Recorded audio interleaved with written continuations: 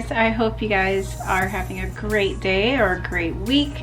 I wanted to show you guys this makeup look that I'm actually heading to a photo shoot right now for my maternity shoot.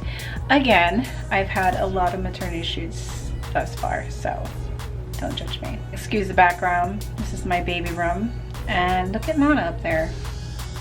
But I wanted to show you guys this look, and then I will also be doing my hair afterwards, so that will be in the next video after this. So next week you'll get a hair video of how I curled my hair, or an updated how I curl my hair. Thus far, this is my makeup that I finished. It's more of a natural glam, but a little bit of pop of color, a dark red lip. It's actually a deep maroon color.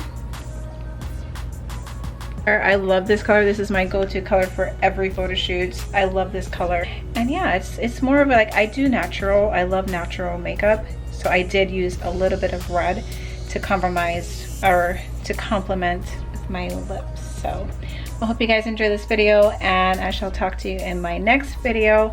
Don't forget to like, comment, subscribe, and ring that bell so you get notifications of when I upload videos every Monday and Thursday.